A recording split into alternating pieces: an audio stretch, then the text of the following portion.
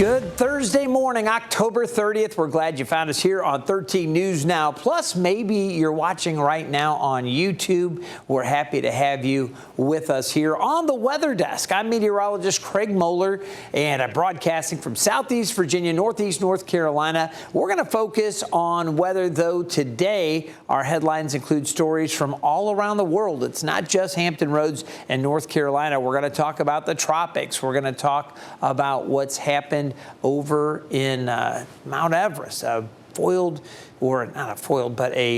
helicopter rescue gone wrong. We'll talk about that. There's all different stories from other parts of the United States as well. A lot to get into. Let's break down our headlines and some of the topics that we'll be going through. Of course, we've been talking so much about Melissa and what a terrible story that is for Jamaica. Cuba hit very hard as well. We have recovery updates from Jamaica. Help is on the way. We will explain how things are going and what is happening next. So some big updates on what's happening in Jamaica. In addition to that, we're going to talk about that helicopter crash as they were attempting to rescue some folks off of Mount Everest that were caught in another snowstorm up there. Some folks were caught, if you remember, a couple weeks ago, and now there's another group with a helicopter crash. Fortunately, the pilot survived, so that's good news, but still something to talk about up there with all these folks stuck up on Everest. New Hampshire hikers rescued earlier this week. They were caught in some pretty raw conditions. And while we're on the topic of hiking, there was a hiker that was struck by lightning in Arizona. We talked about this one last week on the show as well. We've got an update. He's now talking about the story, kind of how they got into the situation and what happened when lightning struck. So really interesting story from the hiker that was struck. And we've got a not too scary Halloween forecast. I also have a fall foliage update. Color really coming in across the mid-Atlantic now. I will show you the latest on that. And we've got the updated drought monitor as well. So a lot to discuss. We also have a chance for some storms here in the mid-Atlantic. Plenty to break down. But we begin with Melissa, and look at this track. So much has happened over the last 48 hours. This is the 48-hour loop of satellite images, and you could see what happened. Again, if you recall, it came in southwest Jamaica, making landfall with a pressure of 892 millibars. It was the lowest pressure, the strongest hurricane at landfall on record in the Atlantic Basin. It tied the Labor Day hurricane of 1935. So that was it at landfall in Jamaica. It weakened crossing Jamaica a little bit, then came in as a major hurricane across Cuba and then rolled through the Bahamas. So we're going to talk about this. Obviously, a tremendous amount of cleanup after Hurricane Melissa slammed several of these islands, not only Jamaica and Cuba, but the Virgin Islands as well. Now, remember, again, it made landfall as that powerful Category 5 storm in Jamaica. That happened Tuesday before going on to hit Cuba and then moving past the Bahamas overnight. This morning, we're getting a better look at the destruction left behind. So far, we know dozens have been killed between Haiti, Jamaica, and the Dominican Republic. The United States military is now sending a team to Jamaica to assess the storm damage. Here's ABC's Perry Russell. This morning, new images of the devastation in Jamaica. The State Department deploying dozens of disaster relief workers as the death toll across the Caribbean from Hurricane Melissa rises. Now at least 30 confirmed dead. Melissa battering Jamaica with 185-mile-per-hour winds, demolishing homes, knocking down trees, and washing out roads. Satellite images show what the town of Black River looked like before the storm and after. The mayor calling the conditions devastating, saying the word catastrophic is a mild description. The high winds ripping part of the roof off this Montego Bay resort. Daylight showing the extent of the damage. It was horrible. We absolutely don't know how we're going to recover from this, honestly. The city's airport hit hard. Water pouring in, flooding the terminal. Parts of the ceiling collapsing. That airport remains closed, but others plan to reopen today. Welcome relief for the some 25,000 tourists trying to get home. Thousands of Jamaicans are in shelters as crews work to restore electricity and access to water across the island. In Santa Cruz, a landslide blocking main roads, reducing streets to mud pits. The town of Santa Cruz is completely devastated. A wall of water and rock came rushing through the town, covering everything. Getting back to normal is going to take months. Jamaica's prime minister visiting St. James Parish, where homes and businesses are torn apart, saying, "We are a resilient nation with the capacity to triumph over adversity." Overnight, Hurricane Melissa hit the Bahamas after slamming Cuba, causing widespread destruction. Perry Russell, ABC News, New York. A couple from Virginia Beach has been stuck in Jamaica since Hurricane Melissa hit. Sherry Watts Ankeny and her husband flew into Montego Bay last Thursday before they realized how bad the storm was going to be. By the time they tried to book a flight home, all flights on and off the island had been canceled. The couple is staying at the Excellence Oyster Bay Resort, which began boarding up windows and moving guests on Sunday. When we came down, it wasn't this. We didn't know this. And then once we got down here, it was too late to get out. Just been watching, and it just has just gotten stronger and stronger. And then it's gotten more serious and serious. The couple says they are staying in a shelter with around 100 other people. The resort is now assessing damage to the property and says it will refund all guests between when Melissa hit and their departure. All right, another Virginia Beach woman says she's trying to get in touch with her parents since Melissa hit, who are also staying at a resort in Montego Bay. Derek Lytle has the details. A terrifying waiting game. Last time I heard from my mom was about yesterday at 12 p.m. Can't take your call now. Phone calls to her parents, Don and Andrew, straight to a disconnected line. Mascal calls the hotel too, near Trelawney on Jamaica, and still nothing. The not knowing is scary because it's are they safe? But all I can do is keep faith and just pray. She says she saw the 13 News Now story with a couple staying just 10 minutes from the resort her parents were at, damage to that resort, but able to get a call out to 13 News. She believes her parents down the road are okay as well, but needs that confirmation. I just need to hear a voice. That's really it. I have faith in them being safe. For Leroy Grant, he now owns a restaurant in Virginia Beach, but he lived in Jamaica in 1988 when Hurricane Gilbert claimed the lives of dozens on the island. Pray to God that everyone is safe. I've been through a storm, Hurricane Gilbert, which still lodged in my memory. And that was a bad one. That was a bad storm. He says the road to recovery is a long one. It was a long recovery. It took us months. You couldn't get real food for, I would say, a good 3 months. Leroy in the same situation as Naela, waiting to hear from his family, still living in Jamaica. I know a couple of houses damaged down there, roof already gone. So I can't hear nothing from this morning, last night, yesterday. So I'm worried about that. Naela holding on to faith. Her parents are okay. I think when that call comes, it's going to be a huge sigh of relief.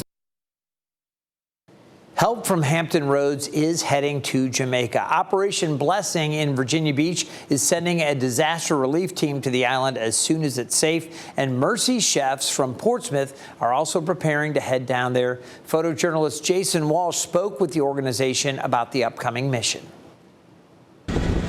Mercy Chefs provides restaurant-quality, chef-prepared, handcrafted meals during times of disaster.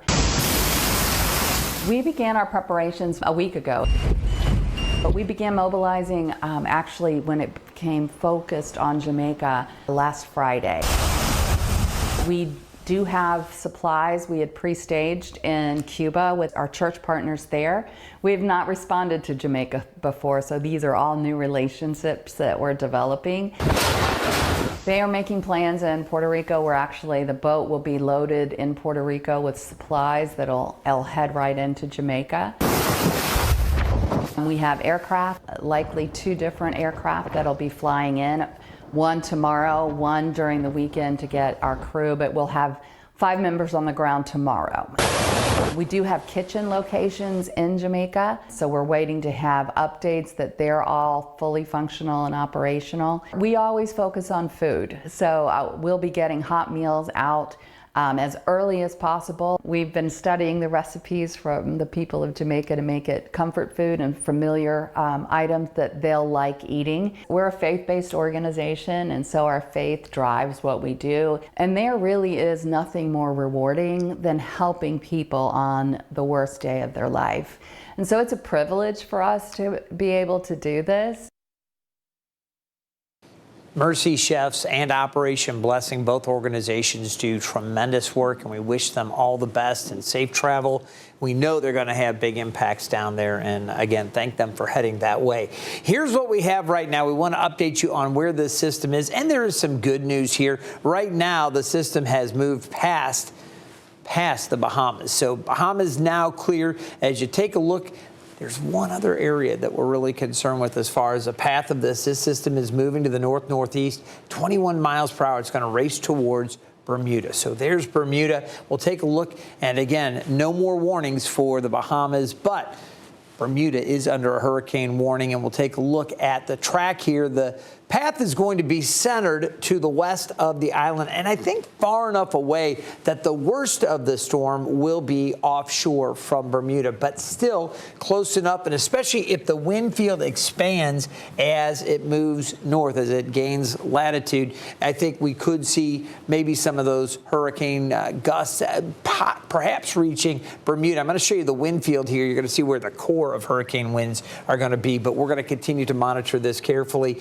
You can see it then moves into the North Atlantic, comes close to St. John's, and then you can see it weakens as a post-tropical system headed up towards Iceland and weakening as it goes. Here's a look at the wind field projection from the National Hurricane Center, and you can see the areas shaded in yellow. Tropical storm force winds out there a good distance, but the hurricane force winds likely staying a little bit west of Bermuda. So we'll see. Again, could this shift a little bit? Yeah, it could. And with that possibility of hurricane force conditions within this time period, that's why they're under hurricane warnings right now. But I'm hopeful that the worst of this storm misses Bermuda to the west. It will clear the area by early Friday morning. All right, you can see we have just a little more hurricane season left. We are putting the wraps on October. We still have November, and we still have more to share with you on the tropics. You can catch Hurricane Hub live. That will air at 8 o'clock tonight. And then we're going to have one more Hurricane Hub live tomorrow night as we finish up October. As we get into November, we'll do it as needed. When activity starts to ramp back up, you can bet Tim Pandagis and our team of meteorologists will be giving you those Hurricane Hub live updates every night at 8 o'clock when it's needed during the month of November. And again, throughout the entire season up to this point, we've been doing it every single night, 7 days a week. So 13 News Now, plus a great resource and a great place to come for information on the tropics. All right, you see this hiker here. When we come back, we're going to take a short break, about 2 minutes. And when we come back, we're going to talk about some mountain hiking rescue updates, 3 different stories from different parts of the world. We'll break that down, and I'll have your Halloween outlook. We'll also see what's happening across the mid-Atlantic with the storm system coming through later this morning. Stay tuned.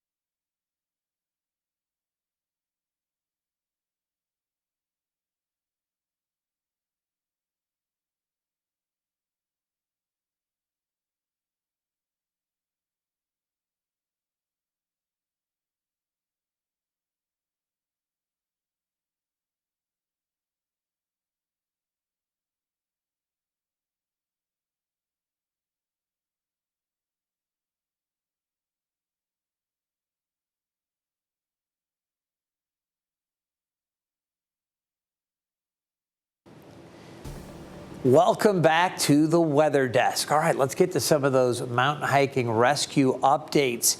Right now, Mount Everest is closed to tourists in both Nepal and China. That region has been blanketed in snow since Monday after a cyclone crossed India. A helicopter even crashed while trying to rescue a group of hikers. This is a look at the scene near the Everest base camp yesterday. The private helicopter skidded on snow while trying to land and turned on its side.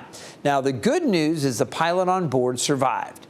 This is now the second blizzard to hit the Himalayas in a matter of weeks. You may remember earlier this month, hundreds of hikers had to be rescued from Mount Everest after another snowstorm slammed the region.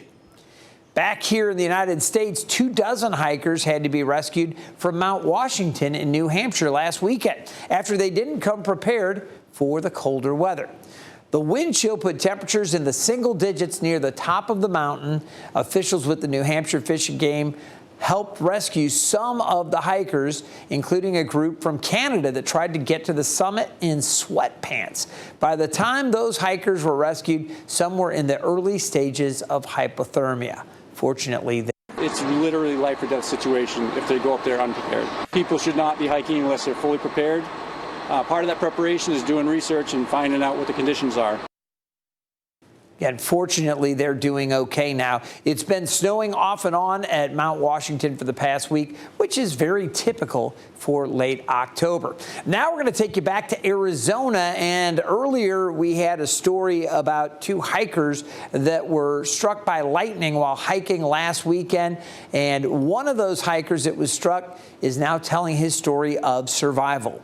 Scott Courtwright was hit on Humphreys Peak near Flagstaff. Courtwright says when he started his hike, the weather was beautiful. When and on the way up, he befriended another hiker from Canada on his way to the top. So the two met on the hike going up, but once at the peak, the weather worsened. Courtwright says he doesn't remember the lightning strike, and it took him an hour just to be able to move again. He has a hole in his foot and some burns, but his injuries are less severe than the other hiker. Courtwright says he's being reunited with his wife now, and that was the best moment of his life. And it's just a relief. I mean, the adrenaline high lasted probably 2 days. Yeah. I didn't sleep that night. I thought I was going to sleep after everything, and didn't sleep hardly at all. But it was a great feeling to have her there. As the two men, they bonded over this whole experience and actually hope to climb the mountain together again next year. Good luck with that. All right, here in Hampton Roads, we've got some more nice weather. We're going to get into all of that. I want to start off, though, by taking a look at the drought monitor because we do have some showers and possibly a few storms this morning. We'll talk about what that may do for our drought situation. This is the brand new drought monitor just released.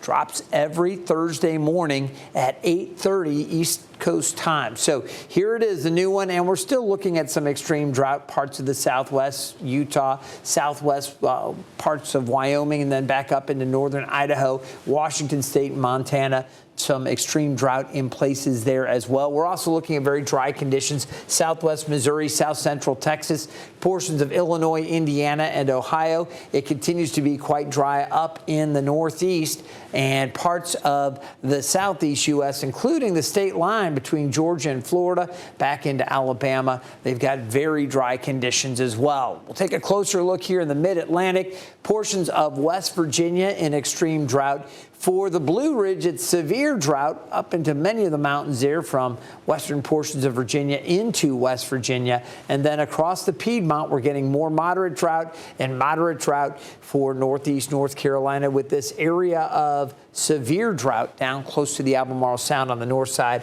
of the Sound. Now, for Hampton Roads specifically, we're still doing okay around Norfolk, Virginia Beach, Chesapeake, Portsmouth. You can see the peninsula locations in good shape, southern part of the eastern shore okay as well. Still abnormally dry for the middle peninsula and the northern neck, and we're still getting abnormal dry conditions down around the Dismal Swamp, southern parts of Chesapeake, and over towards southern Virginia Beach. You can see that area does extend out to the west through Franklin and Emporia. South of those areas, right along the North Carolina state line, we have moderate drought. Let's talk about what's going on. Big storm system producing a lot of rain for the northeast U.S. We've got our showers coming through here as well. Fortunately, we haven't seen anything strong or severe, but there were just a few rumbles of thunder earlier this morning up around Richmond and just east of that. There are a few isolated heavier cells down to the south. This is a cold front pushing through that will be triggering more of the wet weather here as we go through, say, 10:30 to 11:30 or so. A lot of the stuff will kind of push through, and then afternoon we're going to see improvements. The chances for severe weather, you can see technically still there until that front passes. We're not going to drop our guard. We're still watching for a few of these cells to maybe get a little bit stronger. The better chances for some of the rough weather off to the north, Maryland up into Pennsylvania and much of New Jersey. As we take a look at the specific threats, again, across our area, the tornadic threat is lower. We do have the threat of gusty winds. Let's take a quick look at this live. I want to take this full because I'm going to go over and manipulate the maps a little bit so we can take a look and see again how the tornadic threat has shifted just a bit. Again, that's the general gusty winds in the outlook here. But when you take a look at the tornadic threat, it's really farther to the north. So the northern parts of Virginia Beach, Norfolk, Portsmouth, and then the peninsula, middle peninsula, the eastern shore, and then areas off to the north. You'll see how that's the focus. And again, we're just talking about that first elevated level with the tornado potential, but it is something that we will continue to watch. We do have coastal flood warnings still in place for the northern part of the bay. We had them in place for the peninsula and Southside Hampton Roads earlier this morning, but they have expired. The winds have been gusty this morning. As we look at recent wind gusts, we're really not seeing too much. We've seen a few gusts to near 20, 25 miles per hour recently there at Oceana. We've seen the gusts. In general, what we're going to find, showers across the area and possibly a few stronger storms. So, as you can see again, the model does bring that through and then clears us out for the weekend. It looks really good later this afternoon and tonight, and I believe into Saturday and Sunday we are going to enjoy a lot of sunshine. So I'll talk more about that in just a moment. I do want to get back to the radar here, and we're just going to focus for a minute just to talk a little bit more about what's happening here in Hampton Roads, because we do have so many viewers for the weather desk from right here in Hampton Roads in northeast North Carolina. Showers are falling right now up around the middle peninsula, Gloucester over to Beaverlet, down through Williamsburg on the peninsula, a few hit and miss showers. Western sections of Chesapeake, Deep Creek up through Western Branch. We've got wet weather that extends over through Portsmouth. You can see Academy Park, Waterview, Kingman, some of the other communities there seeing some of the wet weather, and that extends over as you get into Norfolk, South Norfolk. We'll see showers overtaking that area. Down into Chesapeake, along Battlefield, Great Bridge, we've got some light showers there. They extend farther south into North Carolina, South Mills, Moyock, Tar Corner, some of the different communities all the way down through Elizabeth City, and then back over the Outer Banks. We've also seen some showers from time to time. You're not looking at anything really strong. It's a little bit stronger down around Hatteras and Buxton. You can see some moderate to heavier rain there. Rainfall rates have generally not been too great, but right there in that kind of darker shade of yellow and almost kind of an orangey color, we have seen some slightly higher rainfall rates. You might find some areas picking up maybe a quarter inch of rain or so down around the southern Outer Banks. All right, we'll go back into our future cast and take a look at what's happening here across the immediate area. You can see the wet weather will be moving along, and as it does so, eventually clearing the coast. This is 10:30. You get to 11, 11:30, 12 o'clock. That rain is out, and then you get the clearing through the afternoon. So good looking afternoon. West winds blowing overnight. It's going to be clear and it's going to be cooler. 50 near the coast, mid-40s inland. Through the day tomorrow, your Halloween looking good. Lots of sunshine, temperatures. They're going to be a little cooler tomorrow, low to mid-60s, and pretty much staying in the mid-60s over the coming week. Now, fall foliage really looking good. We are at peak or past peak across much of the northern U.S. High color in for areas from the Great Lakes, southern Great Lakes, across Missouri and Kansas. Lots of color out there and into the northeast. They're actually past peak for some of the areas up to the north, but we do still have some colors peaking along the Blue Ridge. And then when we come in to the Piedmont, Charlottesville, back through Central Virginia. Now you're talking high color here. Beautiful high color to moderate color. It looks good all the way down through Elkin and Galax, back out through Greensboro. Plenty of color working down through Richmond. We're seeing more and more of it here in Hampton Roads as well. Technically, the color's still low, but it's coming. I'm seeing more and more trees and beautiful. And with the winds and the rain over the past couple of days, some of the beautiful leaves we're starting to see coming down off the trees, but I did want to share that with you.